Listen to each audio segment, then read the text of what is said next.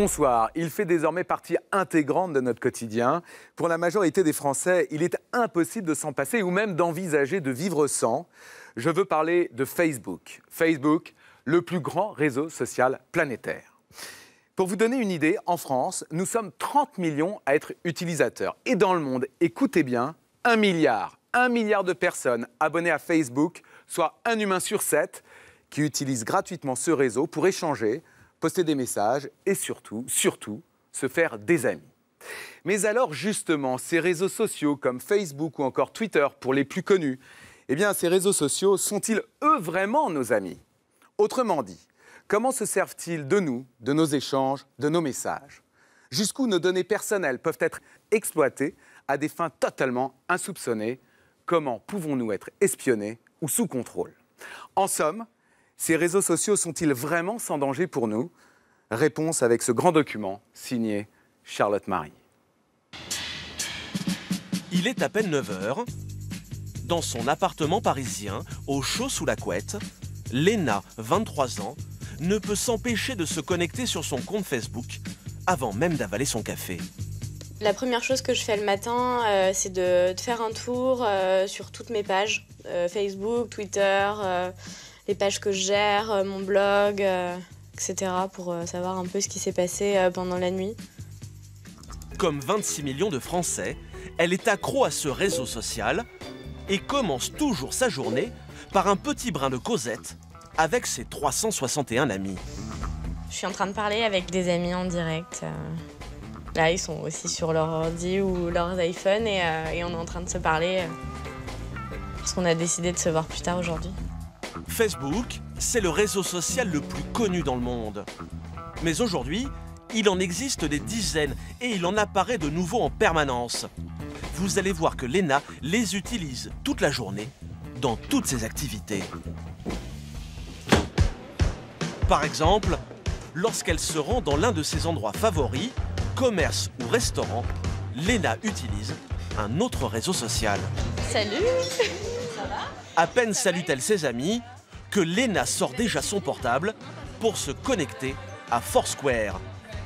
Via son téléphone, elle partage avec tous ses contacts l'adresse de cet endroit qu'elle apprécie. Et en retour, ce réseau social lui permet également de connaître les bons plans et les bonnes adresses de ses amis. Dans le monde, 45 millions d'utilisateurs font comme Léna. Ils se géolocalisent et donnent leur avis sur les endroits qu'ils visitent. Je peux voir des photos du lieu, des brunchs, etc. Je peux voir la liste de mes amis qui sont déjà venus ici, combien de fois, et puis je peux voir aussi les conseils. Et ce n'est pas fini. Lorsque Léna doit faire des emplettes, elle a encore besoin des réseaux sociaux. Entre un manteau d'hiver et une robe de soirée, son cœur balance. Alors pour se décider, elle va demander l'avis de ses amis sur Twitter. Comme près de 700 millions de personnes sur la planète, elle utilise ce réseau social comme une messagerie instantanée pour partager son humeur, des infos ou des photos. Je vais poster sur Twitter pour demander quelle tenue les gens préfèrent. Et en quelques secondes, Léna reçoit déjà des réponses. A priori, donc ce sera, comme j'avais dit, la robe noire. C'est ce que l'un de mes amis me suggère, que ce soit la robe. Merci. Sur le chemin du retour, la jeune femme n'a pas fini de sortir son téléphone de sa poche. Elle a repéré un message insolite sur un mur et souhaite le partager avec le monde entier. Cette fois, c'est sur Instagram que ça se passe. Un réseau social de partage de photos où Léna va publier son cliché. Au final, elle est sur Facebook, Twitter, Instagram, Foursquare, Google+, LinkedIn, Viadeo. Je suis vraiment addict et du coup, j'arrive absolument pas à imaginer ma vie sans. Mais ce que nous ignorons souvent, c'est que ces messages, ces humeurs, ces photos que nous publions toute la journée ont une valeur. Derrière ces réseaux se cache en réalité un gros business. Car les réseaux sociaux analysent, exploitent et rentabilisent nos données personnelles. Notre vie privée est devenue une mine d'or, le plus souvent à notre insu. Certains chiffres donnent le vertige. Toutes les 10 secondes sur Terre, 80 personnes découvrent Internet. 8000 se connectent à Facebook. 23 000 tweets sont envoyés toutes les 10 secondes. Lorsqu'il se passe un événement dans le monde, c'est sur les réseaux qu'on le retrouve. Barack Obama réélu, c'est sur Twitter qu'il partage sa joie. Un nouveau papa Rome, un tweet du Vatican informe le monde. Les réseaux sociaux, la dernière folie du net, ils sont en train de conquérir la planète entière. Tous ces sites sont nés aux États-Unis, en Californie. Le premier à avoir remporté un succès planétaire, c'est Facebook. C'était il y a 10 ans, et au départ, c'est un jeune étudiant d'Harvard, Mark Zuckerberg, qui en a eu l'idée. Aujourd'hui, le site a réussi à rendre accro plus d'1 milliard d'internautes et affiche un chiffre d'affaires annuel de 8 milliards de dollars. Derrière lui, sont nés des dizaines d'autres réseaux sociaux qui transforment leurs inventeurs en milliardaires en quelques années. Tous les mois, de nouveaux réseaux apparaissent, bien décidés à se faire une place dans ce nouveau business. Alors, comment font-ils pour nous rendre accros à leur réseau? Quelle méthode utilisent-ils pour faire de l'argent avec nos données personnelles? Et si jamais je clique sur cette publicité, je suis invité à retourner sur le site marchand et à terminer ma commande. Jusqu'où sont-ils capables d'aller pour rentabiliser les informations que nous pensons ne partager qu'avec nos amis? Mais raconter sa vie privée, ses moindres faits et gestes, ses amours et ses amitiés à tout le monde sur les réseaux sociaux, est-ce vraiment sans danger? Comment certains pénètrent-ils notre intimité pour parfois abuser de nous? Des diffusions d'images pédopornographiques. Comment? Oui. Mais, alors là, je m'en vais tout de suite. Non, vous n'avez pas le droit, vous êtes placé en garde à vue, monsieur. Nous avons voulu savoir comment certains exploitent les réseaux sociaux pour des raisons criminelles. Bonjour, ça va? Et face à ce nouveau phénomène, nous avons enquêté pour comprendre comment se défendre et protéger nos enfants. Je me dis qu'il peut aller voir, mon fils de 13 ans peut aller voir des sites interdits aux enfants. Réseaux sociaux, du rêve au cauchemar, enquête dans les coulisses de vos sites internet préférés.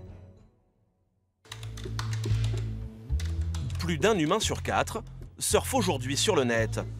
Et de nouveaux membres s'inscrivent chaque jour sur les réseaux sociaux.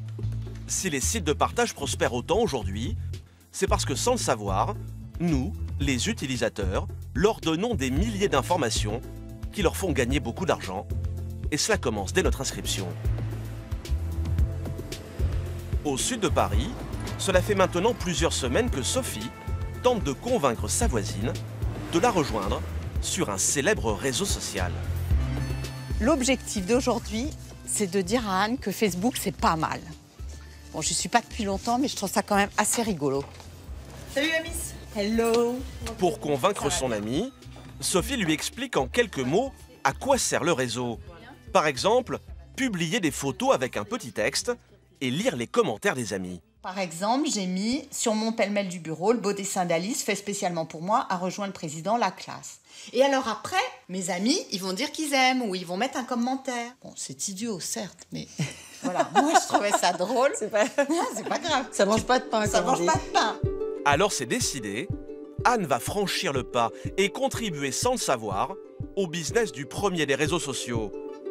L'inscription est bien gratuite, mais en répondant à d'innocentes questions, elle va devenir une source potentielle de revenus pour Facebook. Prénom, nom, adresse électronique. Donc ça, je la marque. Très vite, Facebook va se montrer plus indiscret. Anne doit aussi lui révéler sa date de naissance. C'est obligatoire pour s'inscrire sur le site. Mais une fois son compte créé, les questions ne vont pas s'arrêter pour autant. Alors là, je crée, hein. Allez, hop. Vas-y, tu rentres dans la communauté. Bienvenue sur Facebook, Anne. Paramètres de confidentialité, c'est vous. Une fois inscrite, ce n'est pas encore le moment pour Anne de s'amuser. Car les questions continuent. Facebook veut toujours en savoir plus sur elle. Le site aimerait connaître les écoles qu'elle a fréquentées, le nom de son employeur, son adresse actuelle et même son lieu de naissance. Un interrogatoire des plus serrés auquel elle ne s'attendait pas. Oh là là. Ah ben là, c'est ta vie. Ah, faut que je remplisse tout ça? Oui. Le réseau social est du genre très curieux. Il veut tout savoir des passions d'Anne. Comme les films qu'elle a vus, ses livres préférés, ses lieux de vacances, la marque de sa voiture et, plus surprenant, si elle est inscrite comme donneuse d'organes. Officiellement, rien de bien méchant. Ce serait avant tout pour l'aider à retrouver ses amis et les tenir au courant de ses activités. Pourtant, Facebook a une autre idée derrière la tête. Pour s'en rendre compte, il suffit de jeter un œil aux conditions générales d'utilisation que Anne a accepté d'un simple clic en s'inscrivant, sans même prendre le temps de les lire, un peu comme tout le monde. On ne sait pas, voilà. Mais on est d'accord. On est d'accord, parce que de toute façon tout le monde est d'accord, donc il n'y a pas de raison. Sans le savoir, Anne vient de signer un chèque en blanc à Facebook. Elle vient en particulier d'autoriser le site à monnayer des informations qu'elle lui fournit. En clair, Facebook a maintenant le droit de gagner de l'argent grâce à sa vie privée. Vous nous autorisez à utiliser vos noms, photos de profil et informations dans le cadre d'un contenu commercial, sans vous verser de dédommagement. Et la traque aux informations ne s'arrête pas avec l'inscription. Désormais, chaque fois qu'Anne se connectera, elle donnera sans s'en rendre compte de nouvelles infos à Facebook. Ses moindres faits et gestes vont être observés et enregistrés par le site, qui va continuer dans son dos de remplir sa fiche de renseignement. Et pour l'encourager, Facebook a mis au point une arme imparable. Ce pouce, levé vers le haut, le fameux like, j'aime en français. Un petit symbole a priori inoffensif et qui pourtant rapporte très gros aux géants des réseaux sociaux. Chaque fois que vous aimez la page d'une marque, d'un artiste ou d'un sportif, Facebook l'enregistre et stocke méthodiquement vos préférences. Elles lui serviront plus tard. Mais où vont toutes ces données? Où sont-elles stockées? Et à quoi servent-elles? Eh bien, instantanément, toutes ces informations voyagent depuis nos ordinateurs et parcourent des milliers de kilomètres, pour la plupart du temps atterrir ici aux États-Unis, dans des hangars géants qui appartiennent à Facebook. On appelle cela des data centers, des centres de données, des kilomètres de disques durs ultra puissants, des mémoires géantes. Dans ces machines, nos données personnelles vont être analysées, triées et classées parmi les informations de centaines de millions de gens. Ces data centers ultra sécurisés contiennent les informations qu'1 milliard d'utilisateurs ont confiées à Facebook, un vrai trésor de guerre. Et celui qui veille jalousement sur ce fichier mondial, c'est le créateur du réseau, Mark Zuckerberg. Car ces informations, le jeune milliardaire américain les revend ensuite dans le monde entier. Des milliers d'entreprises en ont besoin pour leur business et elles sont prêtes à payer cher pour ça. L'homme peut vous dire merci. Son entreprise affiche un chiffre d'affaires de près de 8 milliards de dollars grâce à vous et à ce que vous lui confiez jour après jour. Souvenez-vous, les fameuses conditions générales d'utilisation de Facebook. En vous inscrivant, vous avez accepté que le site vende les informations qui vous concernent. Or, ces informations intéressent des gens qui sont prêts à payer pour savoir qui vous êtes, ce que vous aimez. Comme ça, ils sauront exactement quoi vous vendre. Pour en savoir plus sur la politique commerciale de Facebook, nous avons sollicité les représentants de l'entreprise en France qui n'ouvrent que très rarement leurs portes. Malgré nos nombreux emails, pas de réponse écrite, c'est par téléphone qu'ils refuseront nos demandes de tournage et d'interview. Alors pour y voir plus clair, nous sommes allés voir ceux qui, jour après jour, contribuent à faire grandir la fortune du site. À Paris, c'est une petite boutique qui n'aurait jamais connu un tel succès à l'époque du Minitel. Un business lancé grâce aux réseaux sociaux. À 28 ans, Alexis a lâché le monde de la finance pour se lancer dans la confection de cookies. Et ce soir-là, c'est déjà l'ouverture de sa deuxième boutique qu'il fête au champagne. Ah bah tout le monde est servi, super. Ça va? La forme? Très bien. Sympa d'être venu. C'est cool. Pour l'occasion, il a convié tous ses amis et ses meilleurs clients, histoire de trinquer à une réussite qu'il doit en bonne partie à Facebook. Cheers au premier milliard. Car si en un an, Alexis a pu se faire un nom dans le monde de la pâtisserie. C'est grâce à un bon réseau d'amis, un ordinateur et au coup de pouce des réseaux sociaux. L'avantage des réseaux sociaux aujourd'hui, c'est que ça permet d'accélérer la connaissance d'une marque pour pas trop cher si on arrive à être malin dans sa communication. Et clairement, il y a 5 ou 10 ans, les entreprises qui se créent devaient avoir un budget bien plus conséquent que le nôtre pour arriver à avoir la même notoriété, même si la nôtre est encore toute petite. Mais si son affaire marche aussi bien, c'est grâce à l'outil que Facebook met à sa disposition, sa fameuse base de données. Vous allez voir que le réseau lui permet de piocher dedans pour trouver de nouveaux clients à partir des données que les internautes lui donnent, à leur insu.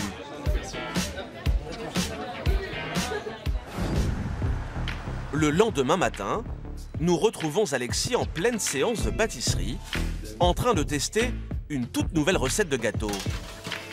Et ses cookies sitôt enfournés, il troque son tablier de pâtissier contre le costume d'un chef d'entreprise du 3e millénaire. Direction Facebook, d'où il s'apprête à lancer une vaste campagne de publicité. C'est comme cela qu'il déniche ses clients, en utilisant la base de données géante que Facebook met à sa disposition.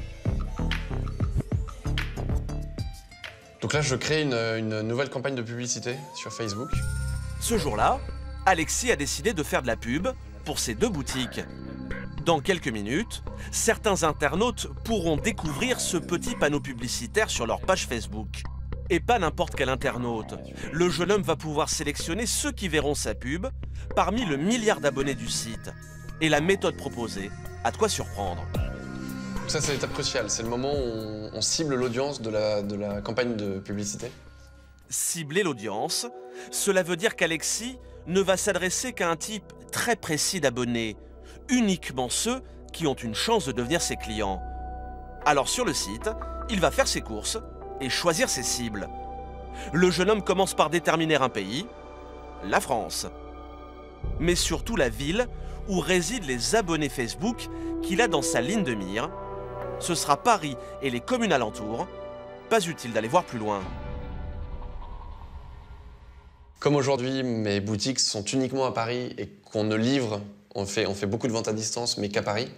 Voilà, je ne suis pas très intéressé par le fait qu'un Lyonnais ou un Bordelais entende parler de la fabrique Cookie, pour le moment en tout cas. Ensuite, Alexis va pouvoir choisir l'âge de ses cibles. Il ne veut que des majeurs. Mais s'il le voulait, il pourrait être encore plus difficile, car Facebook propose des dizaines de critères différents.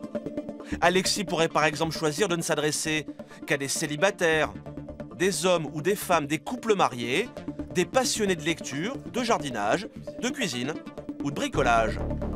Grâce à ce programme, Alexis peut donc s'adresser directement aux personnes qui l'intéressent le plus. Et si Facebook connaît aussi bien son monde, c'est parce que ce sont les usagers eux-mêmes qui lui ont fourni toutes ces informations.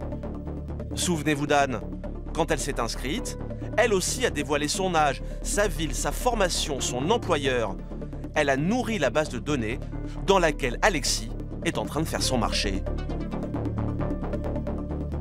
Une fois tous ces critères sélectionnés, il ne reste plus à Alexis qu'à choisir la durée de sa campagne et le budget qu'il est prêt à dépenser pour faire sa pub. Je rentre un budget de 200 $. 200 $, moins de 150 €, voilà le budget choisi par Alexis. Pour ce prix-là, son affiche sera présente sur Facebook pendant 1 mois. Facebook casse les prix du marché pour séduire les annonceurs. Car si Alexis avait voulu s'offrir une campagne de pub de cette envergure, dans la presse écrite par exemple, cela lui aurait coûté plus de 2000 €. Pour 200 $, évidemment, aucune presse papier, aucune télé, aucune radio ne s'intéresse à une entreprise qui est capable qui souhaite dépenser 200 $. Donc le seul moyen qu'on a aujourd'hui avec un si petit budget, c'est de faire de la publicité sur les réseaux sociaux ou sur Google. Mais clairement, non, je ne peux pas m'attaquer aux médias traditionnels avec un budget aussi faible. Autre avantage offert par Facebook, à la fin de sa campagne, le site va fournir à Alexis des statistiques très précises. En 1 mois, Facebook lui assure que 70 000 membres ont vu son encart publicitaire au moins 3 fois. Et parmi eux, Alexis aura même récolté 610 nouveaux adhérents sur sa page. Aujourd'hui, plus d'1 million d'annonceurs dans le monde payent Facebook pour faire la promotion ciblée de leurs produits. Et Facebook développe chaque jour de nouvelles technologies pour en apprendre toujours plus sur les cibles, c'est-à-dire sur nous. Vous allez voir que le site a même trouvé le moyen de suivre nos faits et gestes sur Internet, même lorsque nous ne sommes pas connectés à Facebook. Nous sommes désormais espionnés en permanence. À Paris, dans l'un des beaux quartiers de la capitale, c'est une adresse très discrète. Celle d'un immeuble où l'on ne pénètre qu'en montrant patte blanche. Il faut dire qu'au dernier étage se cache une entreprise de pointe, 6e étage, dont les secrets valent de l'or. La mission de ses salariés, vous espionner dès que vous vous connectez sur le net. Enregistrez vos moindres faits et gestes pour tout savoir de vous. Leurs clients, de grandes marques comme Spartoo, McDonald's ou encore EasyJet, prêtent à dépenser beaucoup d'argent pour savoir tout ce que vous faites en ligne afin de vous attirer vers leurs produits. Sébastien, ingénieur en informatique, a développé avec ses équipes une technique redoutable pour vous faire consommer. On appelle ça de la publicité ciblée. Il a accepté de nous faire une petite démonstration en se mettant dans la peau d'un internaute. Comme des milliers de Français chaque jour, il surfe sur le net et finit par se retrouver sur ce site marchand.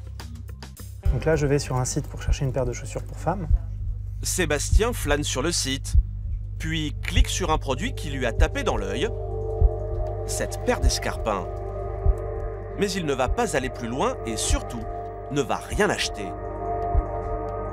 Je fais un peu du lèche-vitrine sur le site marchand, mais je ne conclus pas mon achat. Comme 9 internautes sur 10, Sébastien s'est contenté de regarder mais n'a rien acheté.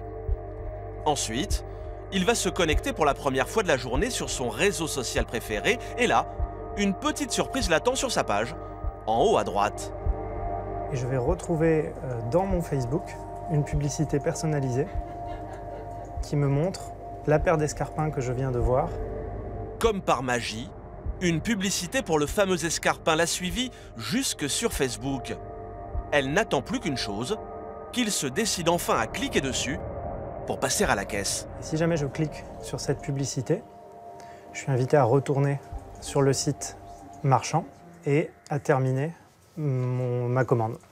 Une publicité qui vous suit de page en page jusqu'à ce que vous craquiez. Cela n'a rien de magique. Si Sébastien et ses équipes savent très bien quel type de produit vous intéresse, c'est parce qu'ils vous suivent pas à pas lors de vos activités en ligne. Rien ne leur échappe, grâce à une petite armée d'espions qui travaillent pour eux au quotidien. Et voilà comment ça marche. Lorsque vous allez par exemple sur le site du marchand d'escarpins, vous ne le savez pas, mais il va déposer dans votre ordinateur ce petit espion qui va retenir des informations essentielles, comme le type de chaussures que vous avez vu, sa taille, son prix et la date de votre visite, même si vous n'achetez rien. Cet espion, voilà à quoi il ressemble en vrai. Une petite ligne de code composée de chiffres et de lettres, créée par Sébastien et ses équipes pour le compte du marchand de chaussures. C'est ce qu'on appelle un cookie. Lorsque plus tard, vous irez sur votre page Facebook, le cookie délivrera l'information au réseau social. Et en retour, votre page Facebook vous affichera le produit que vous avez repéré sous la forme d'une publicité. Seule une vingtaine d'entreprises dans le monde sont capables de prévoir à l'avance les publicités qui retiendront votre attention et de les restituer sur vos réseaux sociaux. Sébastien et ses troupes ont travaillé des années sur des formules mathématiques très complexes et leurs techniques sont jalousement gardées. Il y a une très forte composante technologique dans notre système et bien évidemment d'autres sociétés seraient très contentes de pouvoir bénéficier de notre technologie et de nos algorithmes pour leurs propres besoins. La publicité, c'est ce qui fait tourner Internet. Mark Zuckerberg l'a bien compris. Cette géante base de données que nous lui fournissons fait le bonheur des publicitaires et rapporte aujourd'hui au patron de Facebook près de 8 milliards de dollars de chiffre d'affaires. Seulement voilà, faire du business avec les données personnelles des utilisateurs commence à agacer. Et en premier lieu, les associations de consommateurs, comme l'UFC Que Choisir, qui récemment dénonçait les conditions d'utilisation de vos données personnelles. Facebook, Google+, et Twitter, des réseaux qui seraient trop curieux pour être honnêtes et ne respecteraient plus du tout notre vie privée. L'association de consommateurs a décidé de les attaquer en justice pour qu'ils clarifient les conditions d'utilisation de leurs services. Des réseaux sans cesse plus nombreux et de plus en plus spécialisés. On trouve aujourd'hui Instagram pour les photos, Tumblr pour créer des blogs, ou encore Vine pour les vidéos. Mais en ce moment, ce qui marche le plus et qui pourrait rapporter gros, ce sont les réseaux sociaux de rencontres. Car les jeunes raffolent de cette drague 2.0, un concept qui peut rendre millionnaires ses créateurs.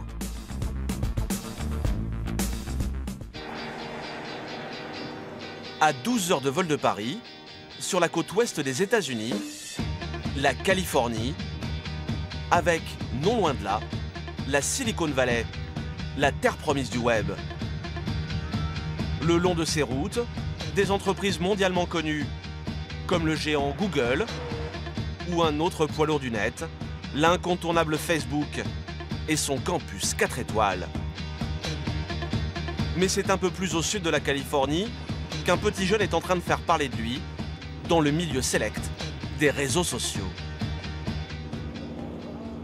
À Los Angeles, non loin de Beverly Hills, c'est un jeune homme de 27 ans qui savoure sa réussite en contemplant les villas à plusieurs millions de dollars de ses nouveaux voisins. C'est un super quartier, je l'adore. C'est magnifique, vous voyez, il fait beau, les gens sont sympas. Justin Matin, le concepteur de Tinder, l'application qui a fait de lui un homme très riche. Et aujourd'hui, le jeune homme est bien décidé à se faire plaisir. Il s'est offert de belles voitures, mais aussi une grande maison qu'il est toujours très fier de faire visiter. Vous êtes prêts ? Dans quelques instants sur D8, la suite de notre enquête sur les réseaux sociaux. Vous verrez comment sur le net, une bonne idée peut vous rendre millionnaire. Mais vous découvrirez aussi que sur les réseaux, le rêve cède parfois la place au cauchemar. Des diffusions d'images pédopornographiques. Comment? Oui. Mais, alors là, je m'en vais tout de suite parce Non, que... vous n'avez pas le droit, vous êtes placé en garde à vue, monsieur. Justin Matin, le concepteur de Tinder, l'application qui a fait de lui un homme très riche. Et aujourd'hui, le jeune homme est bien décidé à se faire plaisir. Il s'est offert de belles voitures, mais aussi une grande maison qu'il est toujours très fier de faire visiter. Allez. Vous êtes prêts ? Une villa à 3 millions de dollars que Justin a acquise dans l'un des quartiers les plus huppés de Los Angeles. Une maison musée. Vous voulez voir quelque chose ? Où Justin entrepose les tableaux dans lesquels il investit une partie de sa fortune. Comme cette œuvre, sa dernière acquisition. J'adore l'art. En plus, c'est un bon moyen de placer son argent. Si vous misez sur les bons artistes, c'est un bon investissement. Et si Justin aime la peinture, il n'a rien contre une bonne soirée devant la télé. Alors à l'extérieur, il s'est fait aménager cette salle de projection privée pour lui et ses amis. Voilà ma salle de ciné pour regarder un bon film. 6 grands fauteuils face à un écran géant et tout ce qu'il faut à portée de main. Et ça, c'est le bar. Comme ça, vous pouvez boire un verre en regardant un film. À même pas 30 ans, sous le soleil de Californie, Justin mène une vie de millionnaire. Tout ça parce qu'un jour, il a eu une bonne idée, la drague géolocalisée sur smartphone, et le principe de son application est tout simple. Sur votre mobile, vous indiquez tout d'abord si vous êtes un homme ou une femme, puis la distance maximale où se trouve votre cible, puis sa tranche d'âge et le sexe qui vous intéresse. Ensuite, tel un radar, votre téléphone va rechercher tous les célibataires qui correspondent à vos critères. Et d'un simple clic, vous n'avez plus qu'à indiquer si vous êtes intéressé ou pas par les profils proposés. Si l'attirance est réciproque, c'est un match. Une conversation privée peut alors débuter. Une idée qui pourrait sembler toute bête, seulement voilà, personne avant Justin n'y avait pensé. Il y avait déjà plein de réseaux sociaux pour garder le contact avec des gens que vous connaissez déjà. Mais il n'existait aucun site pour rencontrer de nouvelles personnes. Tinder, c'est ça. Ça va vous permettre justement de rencontrer des gens et d'apprendre à les connaître. Et à ce petit jeu, notre jeune millionnaire est plutôt doué. Tout le monde veut faire sa connaissance.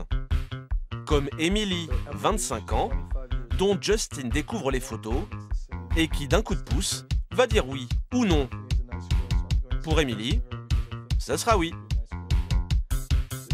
Christy, en revanche, ne semble pas être du goût de Justin, qui va rejeter sa candidature. Rachel aura plus de chance, c'est un oui. Ashley, quant à elle, aura même le privilège de s'entretenir avec le jeune homme. Elle m'écrit « Salut, j'habite sur la côte ouest et toi ?» Je lui réponds « Oui, moi aussi, mais je fais juste une démonstration pour expliquer comment Tinder fonctionne. » C'est parti. Et malgré ses airs de playboy, Justin est devenu un redoutable homme d'affaires, très discret sur son business. Au dernier étage de cet immeuble, voilà à quoi ressemble la petite start-up qui fait parler d'elle. Un grand plateau où des ingénieurs travaillent à l'amélioration du réseau social qui monte. Toujours entouré de ses assistants, Justin, lui, a déjà tout du PDG à l'américaine qui contrôle son image et son message. Il faut dire que le jeune homme joue gros, car avec ses millions d'abonnés et la publicité qui pourrait en découler, Justin l'affirme, son entreprise vaudrait déjà des centaines de millions de dollars, et il en est persuadé, le meilleur est à venir. Il y a de très grosses entreprises qui s'intéressent à nous, mais nous ne sommes pas à vendre. On se concentre sur l'évolution, notre produit et notre développement. On a de grandes ambitions pour Tinder. Je pense qu'on va rapidement rentrer en bourse. Vous en entendrez parler comme pour Facebook ou Instagram. De jeunes entrepreneurs qui, à moins de 30 ans, jonglent déjà avec les millions. Cela fait bien des envieux.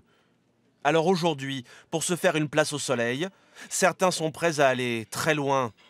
Et c'est ainsi que sont apparus des réseaux sociaux extrêmes, des réseaux qui dépassent les limites et sont parfois même accusés de provoquer des drames.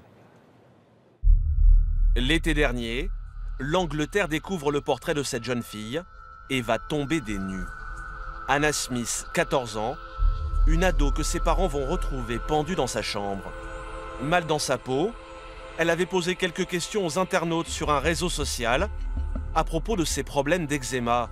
Ce sont les réponses très violentes qui vont finir par la pousser au suicide. Rends-nous service, va te suicider. Suicide-toi, mais surtout ne te rate pas. Harcelée, Anna va finir par passer à l'acte. L'Angleterre apprend alors l'existence d'un réseau social que seuls les adolescents connaissaient jusque-là. Ask, un site qui, selon les médias anglais, serait à lui seul responsable de 4 suicides dans le pays. Créé il y a 3 ans, Ask compte déjà plus de 60 millions d'utilisateurs, dont beaucoup de jeunes Français.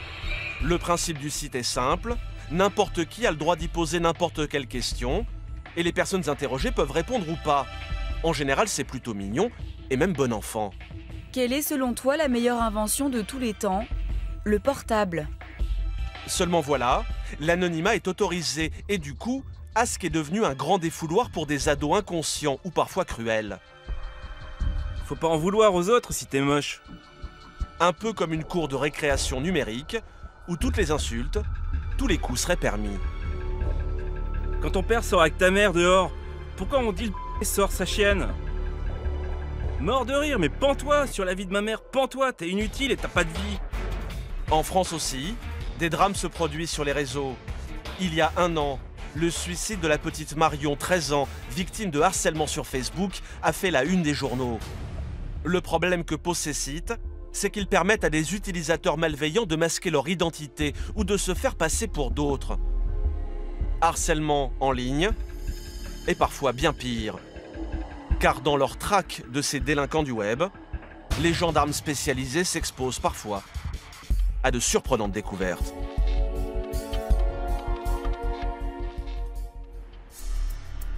À la gendarmerie de Villeneuve-d'Ascq, dans le nord de la France, une unité de recherche très spéciale travaille dans l'ombre pour stopper le crime sur Internet. Cette unité porte un nom, NTech, pour Nouvelles Technologies.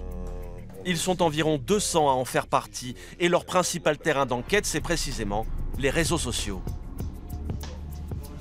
Là, on a les numéros de téléphone. Il n'y avait que les numéros de téléphone. Oui, ce jour-là, c'est un petit peu étonnant. Le major Franck et son coéquipier Davy sont sur une toute nouvelle affaire.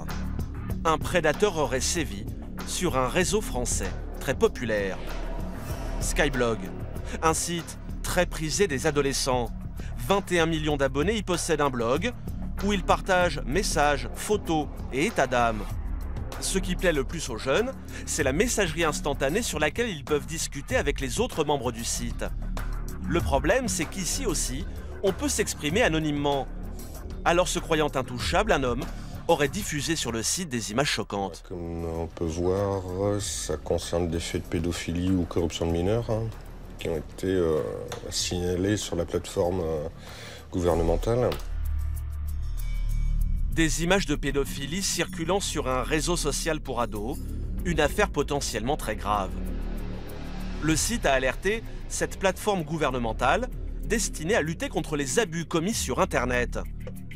Les gendarmes ont pu récupérer la conversation entre le pédophile présumé et un adolescent à qui il venait d'envoyer des photos. Tu as reçu une image, souhaites-tu l'ouvrir? La réponse est pourquoi tu m'envoies ça? Cette photo envoyée sur le réseau met en scène de jeunes mineurs, garçons et filles, nus sur un canapé. L'amateur de pédopornographie affirme sur le site que le garçon sur la photo, c'est lui.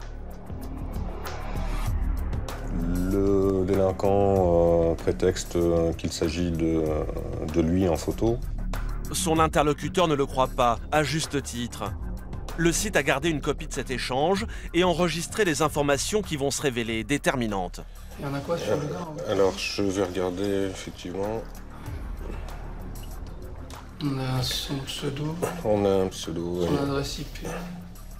Et l'élément le plus important, c'est l'adresse IP du pédophile présumé, c'est-à-dire sa signature électronique. Chaque ligne internet a la sienne, elle correspond à une adresse physique, alors les gendarmes n'ont plus qu'à remonter la piste s'ils veulent mettre la main sur l'ordinateur de leur suspect. À nous à retrouver chez lui, soit ces images, ce qui viendrait conforter les éléments de ce dossier, soit d'autres, parce qu'a priori, et j'imagine bien qu'il n'en a pas que deux, quoi. Les NTech du Nord connaissent l'adresse du pédophile présumé et n'ont plus qu'à convoquer la personne à la gendarmerie. Ils vérifieront aussi le contenu de son ordinateur et l'enquête pourrait être rapidement bouclée. Mais en réalité, l'affaire leur réserve quelques surprises. Le lendemain, l'homme mis en cause a répondu à la convocation des gendarmes. Il ignore encore pourquoi les enquêteurs lui ont demandé de venir. Il s'agit d'un père de famille, d'une quarantaine d'années, sans antécédents judiciaires, un homme a priori insoupçonnable. Mais asseyez-vous. Merci. Et le père de famille s'apprête à passer un moment difficile. Donc, monsieur, je vous ai fait venir pour des choses graves. Car le gendarme ne va pas y aller par quatre chemins. Réfléchis, je vais t'en réfléchir. Voilà. Bon voilà, donc on a reçu un dossier de Paris. De Paris? De Paris? Ouais. De Paris, mettant en cause votre ligne internet. Internet. Pour des diffusions d'images pédopornographiques. Comment? Oui. Mais, alors là je m'en vais tout de suite parce non, que... vous n'avez pas le droit, vous êtes placé en garde à vue, monsieur. En garde à vue pour des photos pornographiques? Pédopornographiques. Pédo, ça veut dire quoi ça? Des enfants. Des enfants? Ouais. Ah alors là, non. Donc? Non mais alors là... Non mais c'est... Non mais là je peux même pas y... Face aux accusations, le suspect semble tomber des nues et nie tout en bloc. Alors pour le confondre, les gendarmes vont aller chercher les preuves à son domicile, dans son ordinateur. Et pour cela, ils ont besoin de l'expertise des gendarmes spécialisés, Franck et Davy. C'est bon pour toi, Davy? Pour intervenir, les N-Tech emmènent avec eux un arsenal un peu particulier. Ici, pas de gilet pare-balles et encore moins de pistolets, leurs armes à eux sont d'un tout autre genre. Des câbles, soit de téléphone, ou alors aussi disque dur pour stocker. Ils emportent également quelques logiciels spécialisés. A priori, aucun ordinateur ne peut leur résister. Des limiers du net qui protègent les jeunes internautes qui en disent trop sur les réseaux. Nos enfants, nous également, on a tendance à mettre sur ces réseaux tout ce que l'on fait, toutes nos passions, nos centres d'intérêt, et sans forcément avoir les bonnes pratiques parce qu'on ne protège pas forcément ces données personnelles. Vous allez laisser transparaître parmi tous ces réseaux sociaux des données qui peuvent être utilisées par des prédateurs. Franck et Davy vont réaliser une perquisition d'un genre particulier. Ils ne vont pas fouiller la maison, ils vont fouiller la mémoire de l'ordinateur et les comptes internet du suspect, en sa présence, comme le veut la loi. Puisque le suspect nie, ils ont besoin de trouver des preuves, sinon leur accusation ne tiendra pas.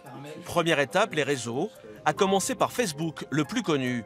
Souvent, les prédateurs sexuels s'inventent une identité pour berner leurs victimes. En général, ils se font passer pour de jeunes ados. Mais ici, ce n'est pas le cas. Je regarde le profil. Ça ne présente pas d'ambiguïté puisque l'image de monsieur est bien la sienne.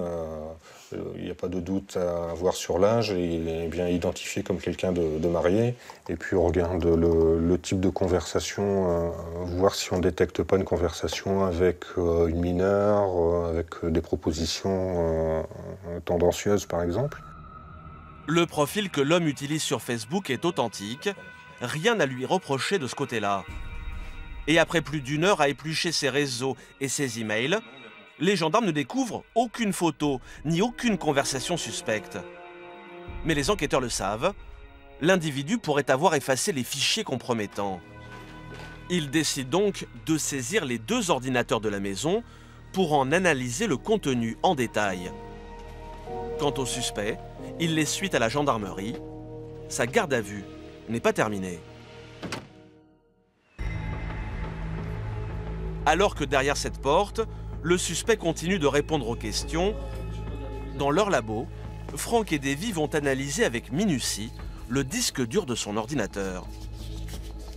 Par contre, la prochaine fois, ils prendront des gants un peu plus grands, parce que... Comme sur une scène de crime, Franck enfile ses gants. J'en ai un. Dans ce boîtier se cachent peut-être les preuves qu'il recherche depuis le début de la journée. Lecteur graveur. Type de disque SATA. Une fois le disque dur extrait, Franck et Davy vont se partager le travail. Et vous allez voir que ces geeks sont bien équipés pour retrouver tous les fichiers qu'on voudrait leur dissimuler. J'ai un résultat de 31 000 images à peu près. Donc c'est un travail conséquent quand même de visionnage. Parce que malheureusement, ça, il n'y a pas de logiciel qui le fait automatiquement. L'essentiel des images qu'on retrouve, en fait, ont été supprimées au départ. Et la personne mise en cause pense qu'elle va passer au travers des mailles du filet comme ça, mais c'est pas le cas en fait. Non. Un travail fastidieux qui va demander des heures de concentration aux gendarmes. Des milliers d'images, de conversations sur les réseaux. Aucun élément de la vie privée du suspect ne peut échapper à leurs yeux d'experts. Là j'ai 3 conversations. Ça parle de jeux sur Facebook, parce que ça parle de jouer avec des fruits, etc. Tu es là, peux-tu me débloquer Apangle SVP? Il me manque une clé. Pas grand-chose. Après un long moment passé dans l'intimité du suspect, les N-Tech n'ont pas grand-chose à se mettre sous la dent. Dans la pièce voisine, le suspect est toujours auditionné. Il sait que les enquêteurs sont en train de passer au crible ses ordinateurs. Les gendarmes espèrent que cela va le pousser à admettre la vérité, voire à passer enfin aux aveux. Je suis là pour avoir des explications, certainement une explication.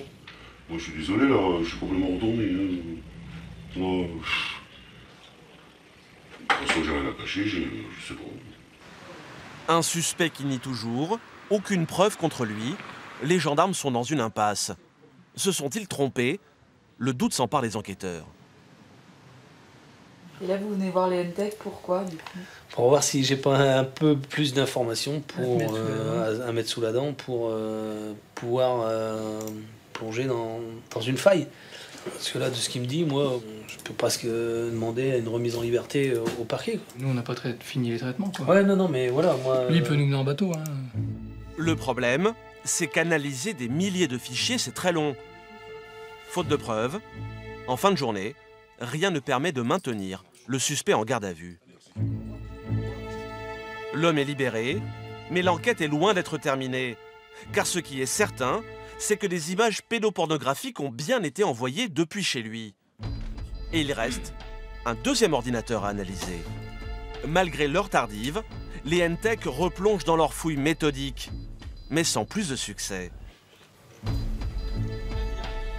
Ça, c'est la vidéo téléphone. Donc là, on est sur des fichiers épisodes de séries télé Breaking Bad.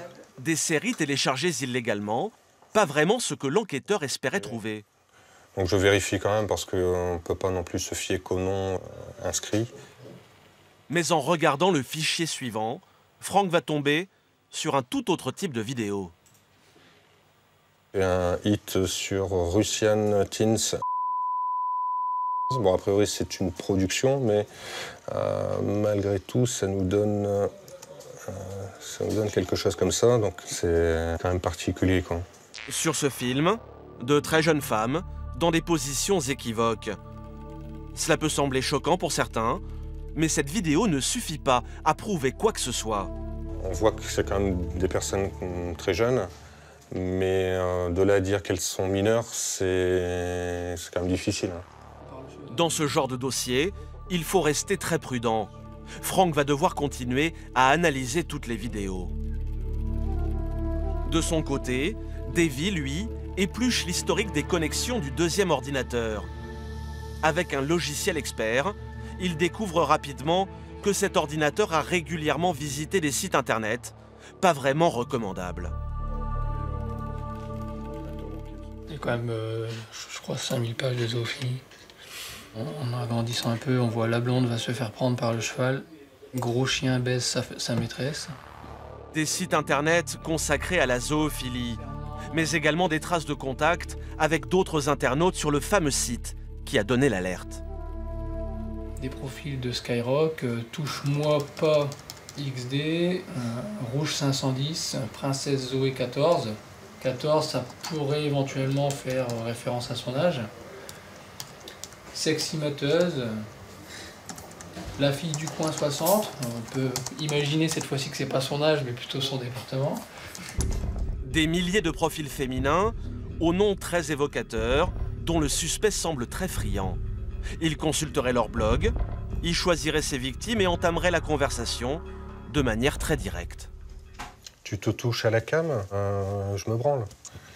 On est quand même dans du langage cru. C'est pas qu'une fois. Hein. On voit ici la preuve, je parle à une fille de 12 ans, elle m'envoie des photos de sa chatte. C'est pas une coincée comme toi. Là purement, c'est de la prédation. Hein. Tout de suite sur D8, l'enquête continue. Et vous découvrirez que pour les gendarmes du net, la traque du prédateur sexuel réserve quelques rebondissements. Bon, de toute façon, on ne va pas se cacher, vous savez très bien sur quel dossier on est. Hein. Le tout, c'est de le dire, de toute façon, on le saura. Donc. Puis nous repartirons aux États-Unis, au cœur de l'un des réseaux sociaux les plus célèbres au monde. Des milliers de profils féminins, aux noms très évocateurs, dont le suspect semble très friand. Il consulterait leur blog, il choisirait ses victimes et entamerait la conversation de manière très directe. Tu te touches à la cam, je me branle. On est quand même dans du langage cru. C'est pas qu'une fois. Hein. On voit ici la preuve, je parle à une fille de 12 ans, elle m'envoie des photos de sa chatte. C'est pas une coincée comme toi. Là purement, c'est de la prédation. Des propos choquants qui ne semblent pas toujours dérouter les victimes. La preuve, ces photos qu'il aurait obtenues d'elles. Des images prises par des jeunes filles qui n'hésitent pas à se dévoiler devant leur webcam. Quand on regarde bon, le sexe féminin, puis on voit quand même, c'est quand même une personne jeune. Et puis, j'ai celle-ci également, quoi. On voit que même au niveau des poils pubiens et autres, il n'y a pas... Plus de doute, même s'il ne voit pas leur visage, l'enquêteur n'a aucun mal à identifier ces filles comme étant des mineurs. Donc à mon avis, tu vas être content. D'autant plus que Franck vient de découvrir un dernier élément capital qui va rapidement convaincre le directeur d'enquête. Donc moi, sur les images, voilà ce que je trouve. On voit effectivement une très jeune fille et un très jeune garçon qui, devant la caméra, montrent leur sexe. Très clairement, on voit l'activité, on voit les visages, et là on ne peut pas dire que ce n'est pas des enfants, quoi. Les caractères... Des images, des vidéos et des conversations. Après des heures de traque informatique, les NTech ont réussi leur mission. En revanche, ils s'étaient trompés de suspect, car le pédophile à qui appartient cet ordinateur, ce n'est pas le père de famille, mais son fils de 18 ans. C'est l'ordinateur saisi dans sa chambre qui contient les documents pédopornographiques. Une situation totalement inattendue. Les gendarmes vont devoir retourner dans la maison pour procéder à l'interrogatoire du jeune homme, leur nouveau suspect, et ils sont loin d'avoir tout découvert. Le compte utilisé actuellement, le plus courant. Bon, de toute façon, on ne va pas se cacher, vous savez très bien sur quel dossier on est. Le tout, c'est de dire, de toute façon, on le saura. Donc... Loin de l'image d'un homme sûr de lui qu'il donne sur Internet, le jeune homme se montre introverti, quasi muet. Mais même s'il reste silencieux, les enquêteurs connaissent maintenant ses adresses et ses mots de passe. Ils ne vont pas tarder à faire de terribles découvertes. Voilà, donc c'est ce qui nous intéressait. Sur la page du blog du jeune homme, des vidéos mettant en scène plusieurs mineurs, des images à caractère pédopornographique. Moi, la question est la suivante. Toutes ces images-là, elles sont stockées où, à part là? Vous les avez sur un autre support? Que là? Et quand vous les envoyez à quelqu'un, vous faites comment? Non, mais allez, il faut vous dire, de toute façon... Est-ce qu'il y a d'autres blogs que tu détiens dans lesquels il y a ce type d'image?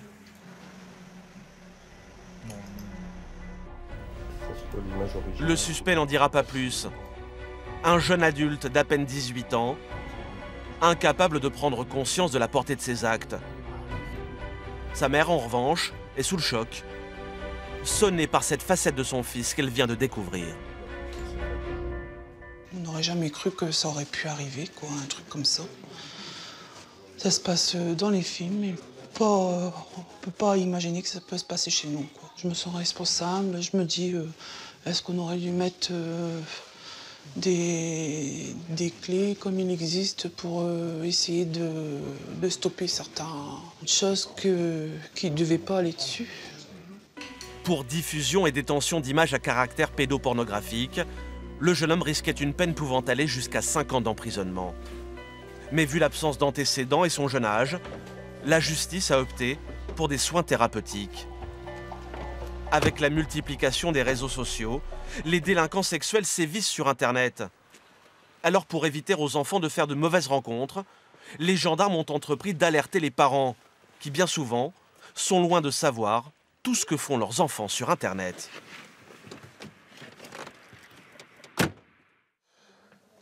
Donc, bonjour à toutes et à tous. Merci d'être venus. L'occasion de cette petite soirée... Ce soir-là, Franck et son collègue ont organisé une rencontre avec des parents d'élèves dans un collège du Nord. Une réunion sur les dangers d'Internet avec des adultes qui n'ont pas forcément compris quels peuvent être les pièges du web. Parce que je ne maîtrise pas du tout Internet et puis je m'aperçois que je suis complètement lourdé, quoi.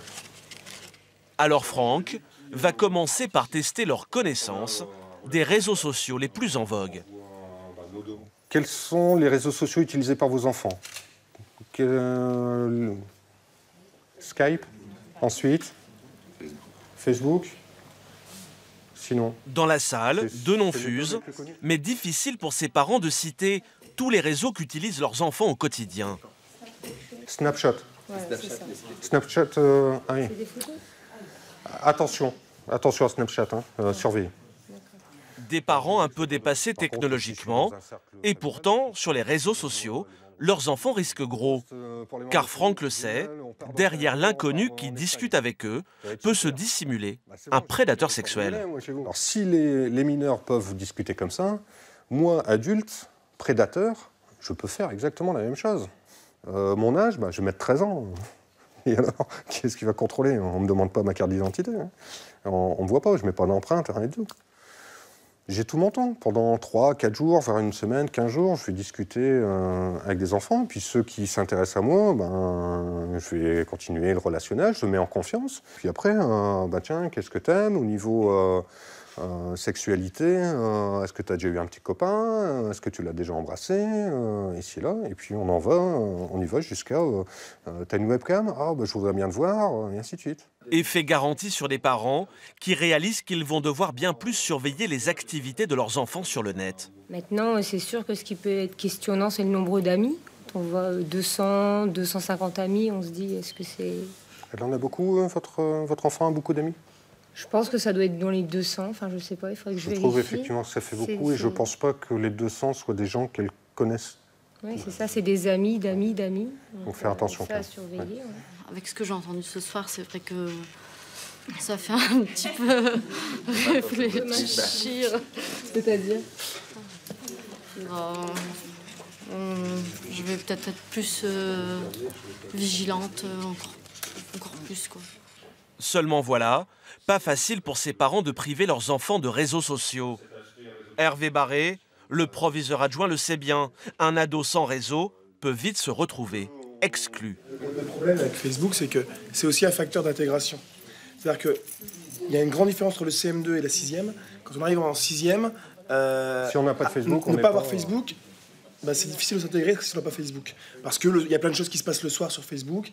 Voilà, donc bon, c'est difficile. On ne peut pas condamner les parents qui laissent leurs enfants aller sur Facebook, mais je pense qu'il faut juste le faire avec du contrôle. Et Franck a la solution pour ses parents. Ne pas interdire, mais surveiller en ne laissant jamais les enfants seuls sur les réseaux. Je dirais qu'une des meilleures solutions, c'est effectivement éviter que l'ordinateur soit dans la chambre, c'est déjà une très bonne chose. Et plus vous pouvez inculquer ça à votre enfant, plus il est jeune, mieux c'est, mieux il l'acceptera. Aujourd'hui, on estime qu'un mineur sur deux s'est déjà connecté à un réseau social. Du coup, pour éviter les drames, la gendarmerie a lancé un vaste programme de sensibilisation des enfants aux dangers des réseaux, le permis Internet. Mais pour protéger ces jeunes utilisateurs, certains sont prêts à aller encore plus loin, quitte à s'attaquer directement aux réseaux sociaux, au cœur de leur empire, en Californie.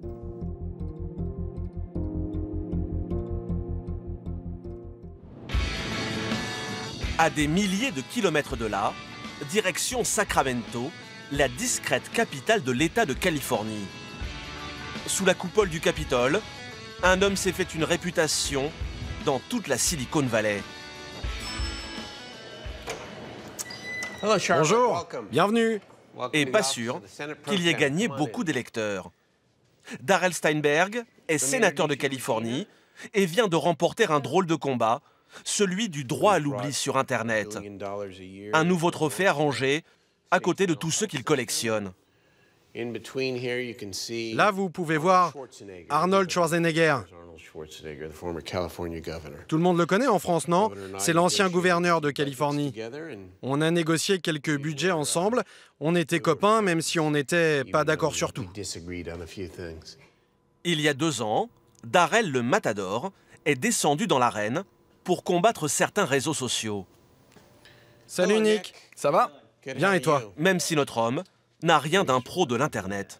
Ça, c'est mon Facebook? Oui, c'est votre Facebook. Ah, ok.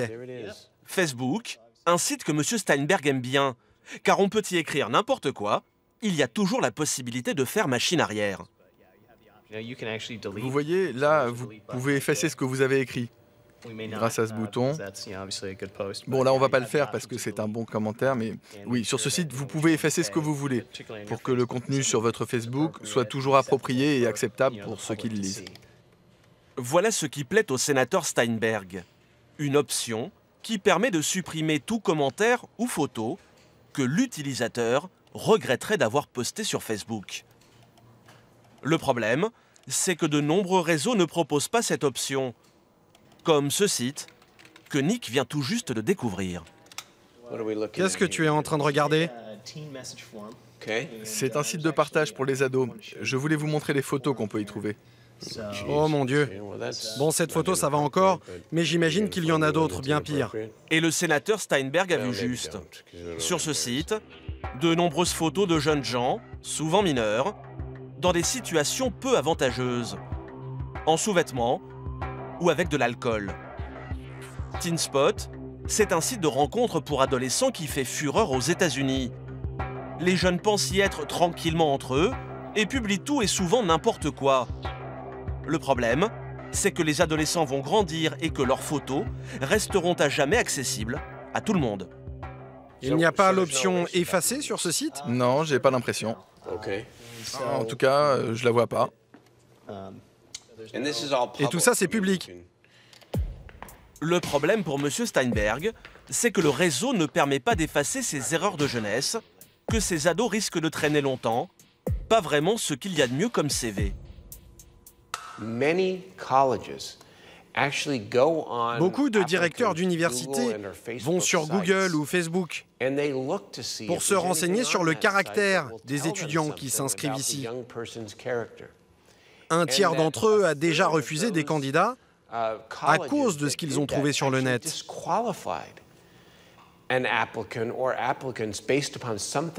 Et les employeurs font la même chose.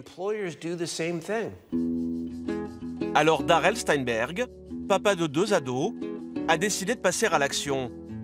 En Californie, il a fait voter une loi, unique en son genre, celle du bouton effaceur. Oui, mon nom est là. Le voilà, regardez. Le bouton effaceur va permettre aux jeunes ou à leurs parents d'effacer les choses inappropriées publiées sur leur profil.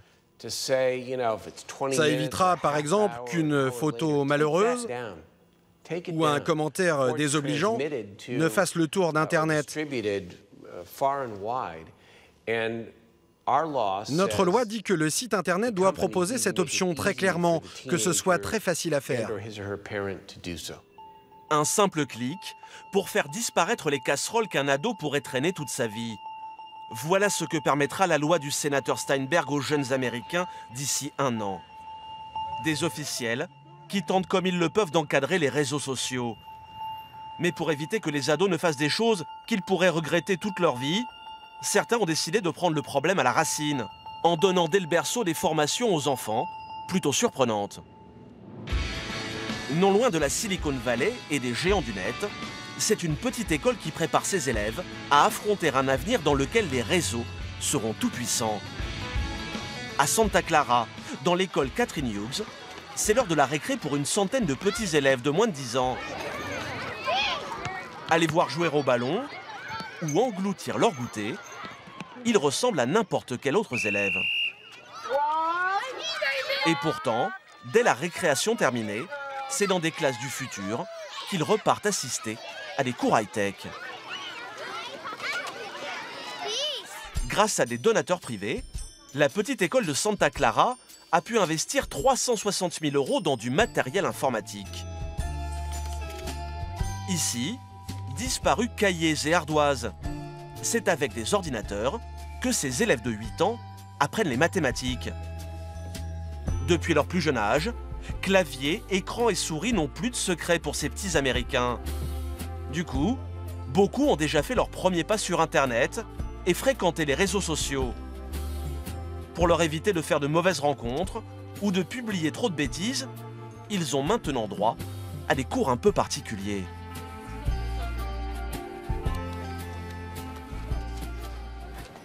Après quelques multiplications, c'est une matière inédite qu'ils vont maintenant étudier dans la pièce d'à côté, avec Jennifer, leur institutrice.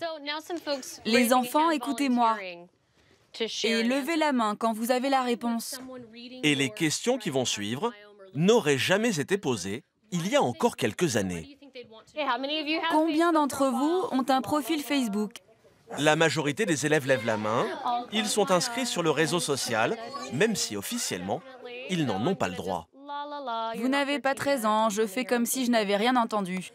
Mais plutôt que de les gronder et de leur défendre d'aller sur Facebook, Jennifer va tenter de leur expliquer comment s'y comporter pour éviter les ennuis. Alors pour que le message passe, Jennifer, avec humour, va se mettre à leur place avec des histoires de leur âge. Est-ce que vous pensez qu'il y a des choses qu'on ne doit pas partager sur le net? Des photos inappropriées? Ça, c'est bien vrai.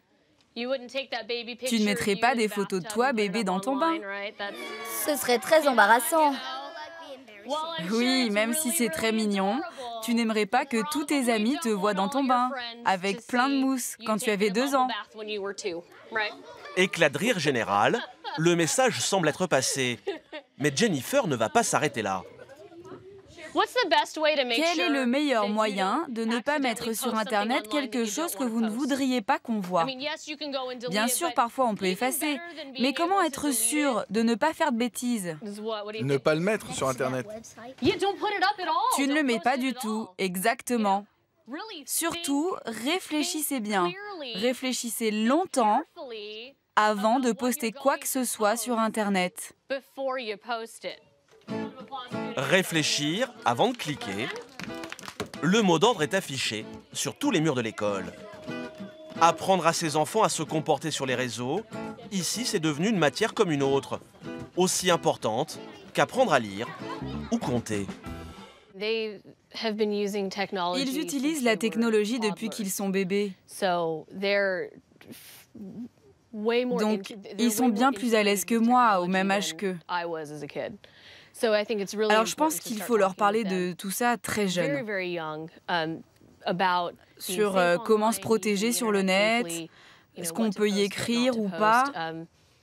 Parce que ces enfants vont passer toute leur vie en ligne. Une vie entièrement numérique. Moi, je n'ai découvert Internet que lorsque j'avais 16-17 ans. Mais ces enfants ont commencé à jouer sur Internet au berceau. Donc je pense que c'est vraiment important de les prévenir le plus tôt possible.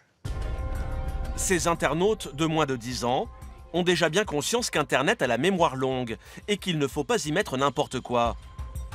Mais qu'en sera-t-il des prochaines générations? En Californie, le Far West du 2.0, des sites comme Facebook, Twitter ou Instagram apparaissent sans cesse. De nouveaux sites qui se créent pour tous les goûts et tous les âges.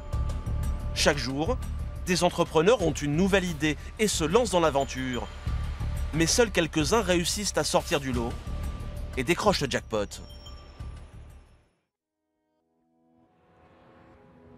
À San Francisco, le soleil vient de se lever. C'est une nouvelle journée qui commence au royaume des réseaux sociaux. Ici, chaque année, des milliers d'ingénieurs du monde entier viennent tenter leur chance. Et l'un d'entre eux a vite réussi à se faire un nom. Dans le quartier branché de la ville, c'est l'heure de partir au travail pour Michael, 25 ans. Cela fait 2 ans que cet ingénieur né au Havre vit au cœur de San Francisco. Là, c'est la chambre. C'est un peu le bazar, donc il va falloir m'excuser un peu. Michael est une vedette montante des réseaux sociaux. Et ce qui a lancé sa carrière, c'est son travail sur l'un des sites de partage de vidéos les plus visités au monde. Voilà, ça c'était YouTube avant. Ah, quelle horreur. Quand vous consultez une vidéo sur YouTube, vous ne vous en doutez pas, mais c'est Michael et son équipe qui ont conçu la nouvelle interface. Ça, c'est quand j'ai commencé à rejoindre l'entreprise. Ça commence déjà à être un peu plus clair au niveau visuel, etc. Et cette présentation-là, c'est le second redesign massif du site. Quand on regarde le site aujourd'hui, je suis responsable de beaucoup de choses, même si je ne travaille plus chez eux. Donner un coup de jeune à YouTube, rien de tel pour se bâtir une réputation éclair dans la Silicon Valley. Et aujourd'hui, c'est le réseau social qui monte, qui a fait appel à son talent. Cela fait 5 ans que Michael vit aux États-Unis. À 20 ans, son diplôme d'informatique en poche, il quitte la France en emportant quelques habitudes avec lui. À la française, ils ont des croissants qui sont quand même assez bons. Donc j'hésite pas et je les emmène souvent au taf en fait. Malgré son petit sourire et ses allures de touriste, Michael sait qu'il a la pression, car l'entreprise qu'il a recrutée est une start-up à la croissance fulgurante. Pinterest. En moins d'1 an, ce site est devenu le 3e réseau social le plus fréquenté des États-Unis. Son nom, Pinterest, pourrait se traduire par « épingler ses centres d'intérêt », car c'est un site de partage d'images et de bons plans sur la toile. Sur son profil, un utilisateur peut épingler les images de tout ce qui lui plaît sur Internet. Comme par exemple, les chaussures qu'il rêverait de s'acheter, de bonnes idées de recettes, ou encore les voyages qu'il aimerait faire. Pour réunir ses trouvailles sur son profil, il lui suffit d'aller sur le net, comme par exemple sur un site de déco. Si une lampe plaît à l'abonné, il n'a plus qu'à l'ajouter à sa page perso en cliquant sur ce petit bouton rouge, le Pin It. L'image va alors se retrouver directement sur son profil. Quand l'abonné retournera sur Pinterest, la lampe qui l'a fait flasher sera bien rangée sur sa page. Plus besoin de retourner sur le site. Il y a encore 4 ans, Pinterest n'existait pas. Aujourd'hui, plus de 60 millions de personnes l'utilisent et l'entreprise pèse près de 4 milliards de dollars. À 2 pas du géant Twitter, en plein San Francisco, voici donc le siège gigantesque de cette nouvelle entreprise du net. C'est ici que travaille Michael, notre informaticien. Il est 9 h. Bonjour. Et dès qu'il passe les portes de l'entreprise, c'est dans un monde a priori merveilleux qu'il prend place. Une ambiance de travail à l'américaine, dans le plus pur esprit start-up. 1000 mètres carrés de plateau, une décoration soignée et de drôles de bureaux sur lesquels les 200 salariés du groupe peuvent travailler debout ou assis. Michael est ce qu'on appelle un codeur. C'est lui qui programme le site internet du réseau social. Mais le jeune homme ne va pas tout de suite se mettre devant son ordinateur. Car souvent, la première chose à faire le matin, salut les gars, c'est de participer à une réunion plutôt inhabituelle. Pas question de rester vautré sur les canapés. Les réunions se tiennent toujours debout. Allez, au boulot. Un bon moyen pour gagner en efficacité. C'est plus court comme ça. Si on s'asseyait, ça durait trop longtemps. Oui, le but de ces réunions debout, c'est qu'elles soient très courtes pour aller très vite à l'essentiel.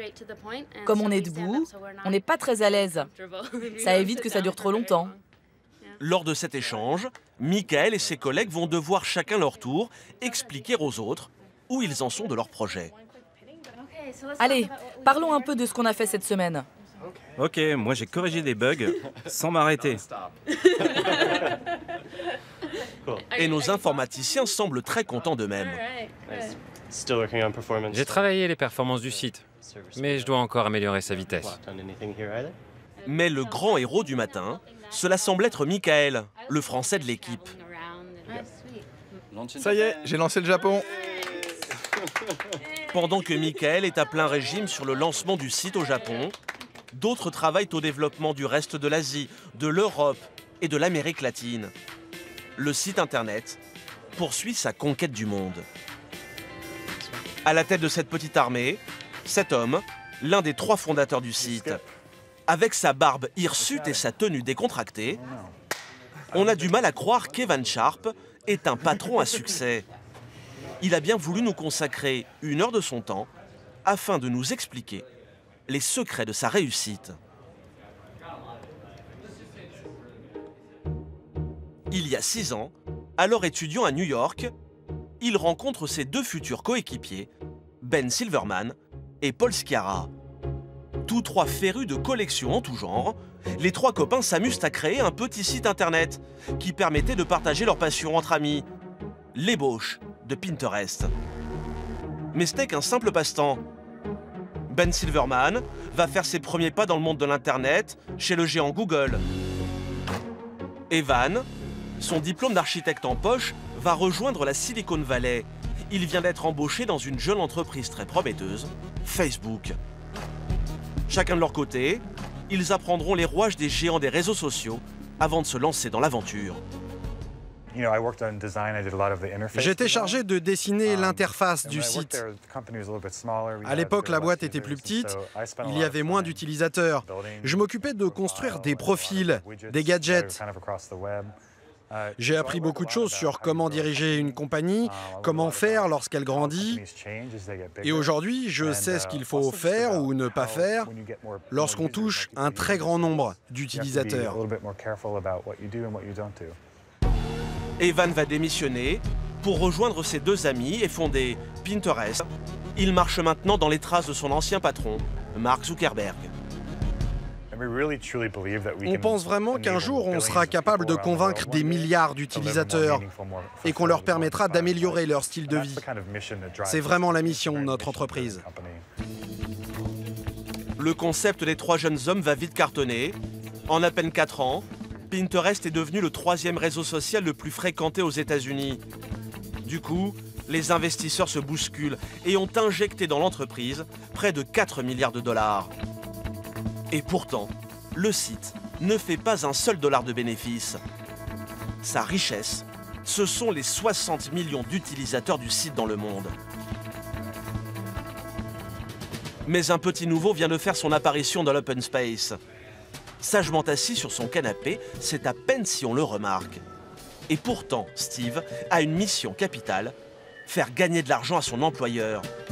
Il est ce qu'on appelle un monétiseur. Celui que les startups du web embauchent pour transformer leurs abonnés en billets verts. Et notre monétiseur a vite cerné tout le potentiel du site qu'il emploie. LinkedIn, Facebook et Twitter ne servent qu'à connecter des gens entre eux. LinkedIn, c'est pour le travail, Facebook pour les amis. Avec Pinterest, les gens se connectent à des produits, des choses qu'ils ont, qu'ils veulent, qu'ils aiment. Alors, mettre un peu de publicité sur notre site, ça semble bien plus naturel. Pour que Pinterest gagne de l'argent, Steve a fait rentrer de la publicité sur le site. Il compte employer les mêmes méthodes que Facebook. Quand les utilisateurs consultent les pages, comme celle-ci consacrée à la beauté, ils tombent sur des conseils et des photos d'autres membres. Mais plus seulement. Steve y a glissé très subtilement les publicités des marques. Des encarts publicitaires qui ont tout l'air de conseils beauté et pourtant, quand Steve clique dessus, il le redirige directement sur le site commerçant pour qu'il passe à la caisse. Pour l'instant, les marques ne paient pas pour être sur Pinterest. Mais grâce à cette gigantesque base de données, Steve sait bien que les annonceurs n'hésiteront pas à mettre la main au porte-monnaie. Un jour, ils voudront que beaucoup plus de monde voit leur pub. Et peut-être nous payer pour que, disons, 2 millions de personnes la voient. Là, on est en train de réfléchir au prix qu'on leur demandera. Mais c'est l'idée. Ils nous paieront pour que leur publicité apparaisse partout sur le site. Le rêve de Steve, que Pinterest marche sur les traces de son glorieux aîné. L'an passé, Facebook a empoché près de 8 milliards de dollars grâce aux annonceurs. En moins de 10 ans, bon nombre d'entrepreneurs de la Silicon Valley, âgés d'à peine 30 ans, sont devenus les rois des réseaux sociaux, connus dans le monde entier. Grâce à leur concept, ils empochent des millions de dollars, un business qui cartonne et fait rêver outre-Atlantique. En France aussi, de plus en plus d'entrepreneurs ont créé des startups dont la renommée n'est aujourd'hui plus à faire. Jacques-Antoine Granjon et son célèbre site de déstockage, vente privée, Xavier Niel, patron de Free, ou encore Marc Simoncini, le créateur de Mythique. Des success stories à la française qui poussent de plus en plus de petits nouveaux à se lancer dans l'aventure du web. Dans l'Est parisien, ce dimanche soir, c'est soirée-concert pour Gilles et ses amis.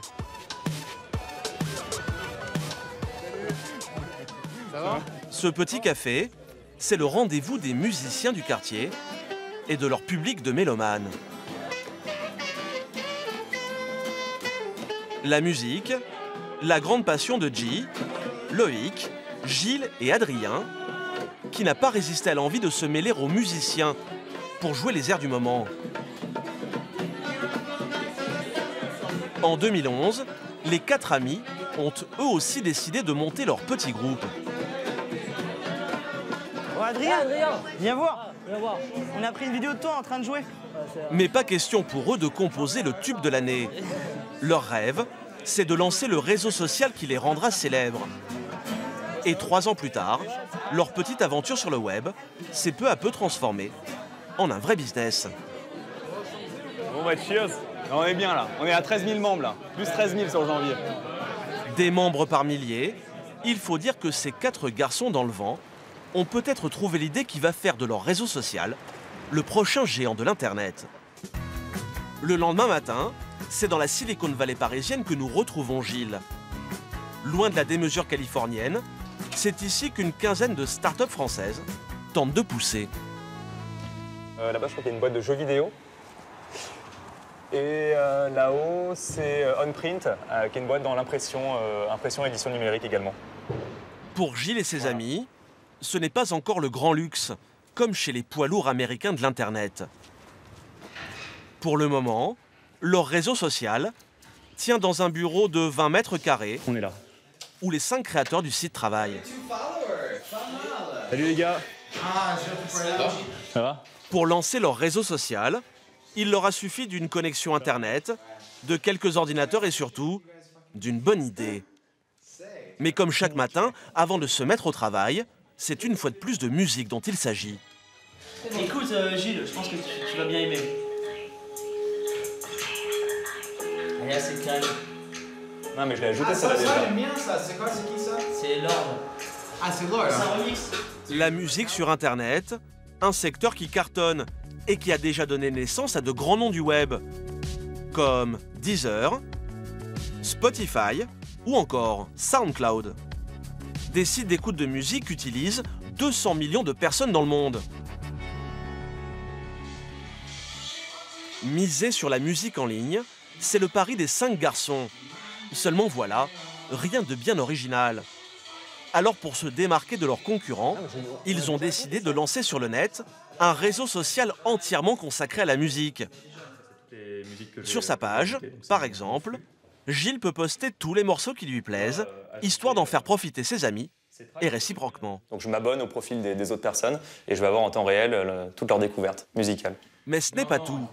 Pour séduire les utilisateurs, ils ont inventé un petit gadget très pratique. Quand Gilles découvre une musique qui lui plaît sur Internet, comme par exemple sur YouTube, il n'a qu'à cliquer sur ce petit bouton pour que le morceau rejoigne son profil. Très pratique pour enfin réunir toute sa musique préférée dans un seul et même endroit. Aujourd'hui, il y a des millions de musiques qui sont en ligne sur le web, sur des plateformes comme YouTube, SoundCloud, Vimeo, Deezer. Et en fait, on s'est dit, est-ce que ce ne serait pas génial de pouvoir créer un service qui permette de collecter et partager toute la musique qu'on trouve en ligne, mais à un seul endroit.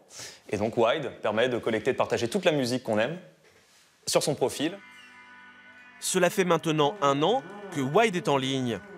Alors ici, comme chez Facebook ou Pinterest à leur début, une donnée intéresse au plus haut point Gilles et ses amis. L'avenir de leur bébé en dépend. Bon bah les gars, on fait un petit point peut-être sur les derniers chiffres, sur les membres qui rejoignent la communauté et sur on a des plutôt très bonnes nouvelles là. Donc plus 60% de croissance sur les membres qui rejoignent la communauté sur le mois de janvier. Et là, voilà, il y a entre 600 et 1000 personnes qui rejoignent la communauté tous les jours depuis 3 semaines. Donc, yes quoi, we nail it. Bonne nouvelle pour les garçons, même si l'audience de leur site est encore confidentielle, elle ne cesse de grossir. On se considère déjà important aujourd'hui parce qu'on a des gens qui utilisent notre produit, on est hyper heureux et notre service, on est hyper heureux avec ça.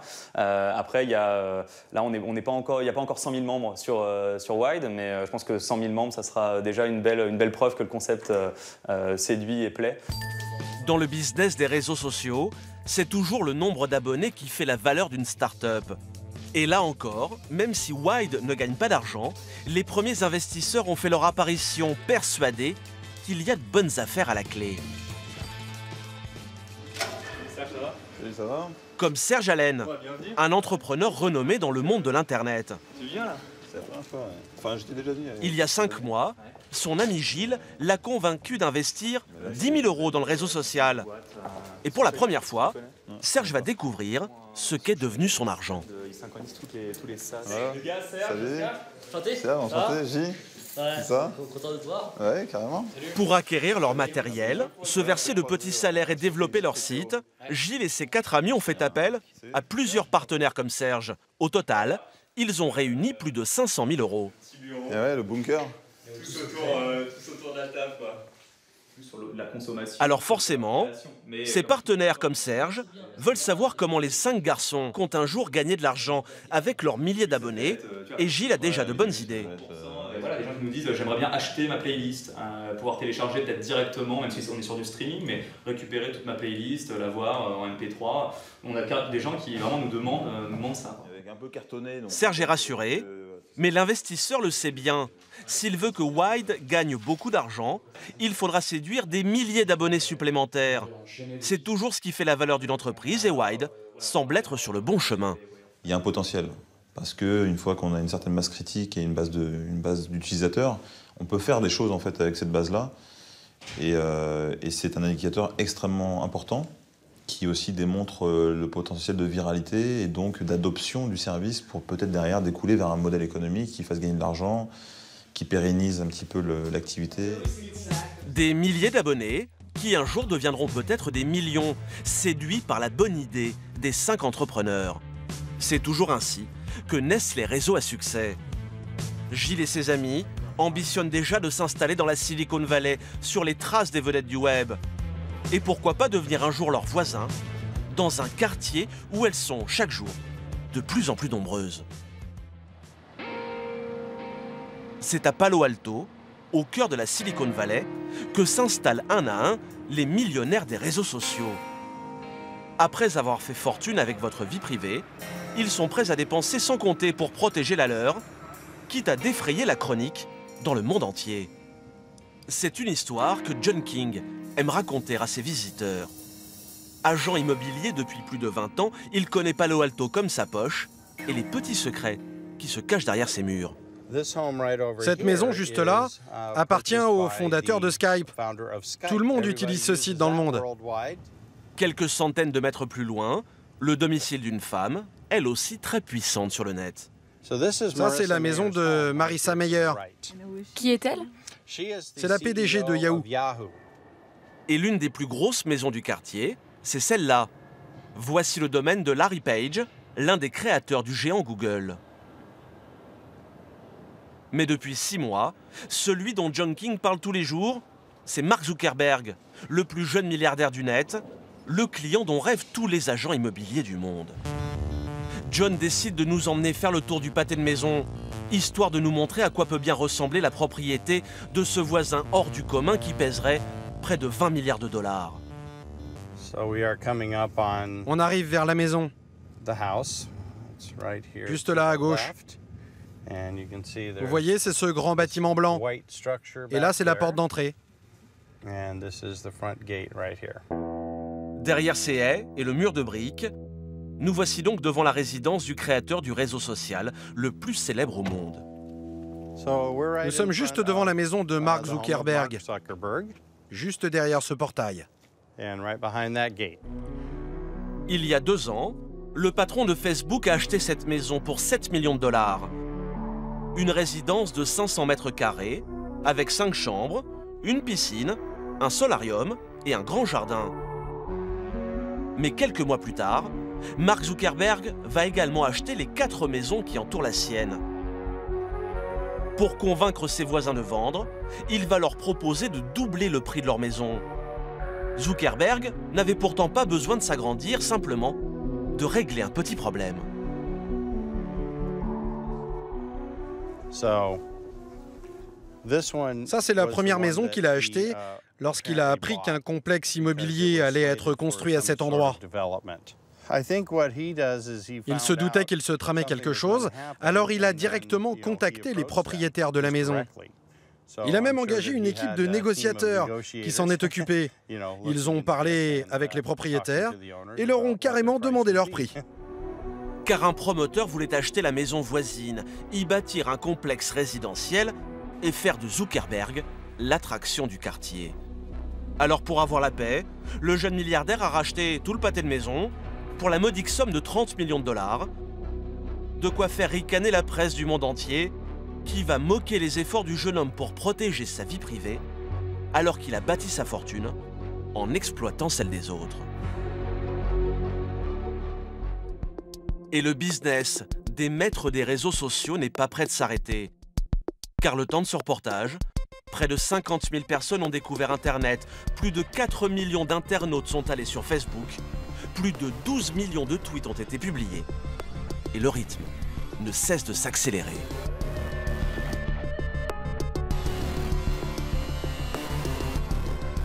Voilà pour ce reportage consacré aux réseaux sociaux. Cette émission est maintenant terminée. Nous l'avons préparée avec Thierry Hornet, Aurore Belser, Dorothée Cochard, ainsi que les équipes de Cartel Presse. Bonsoir et bonne semaine.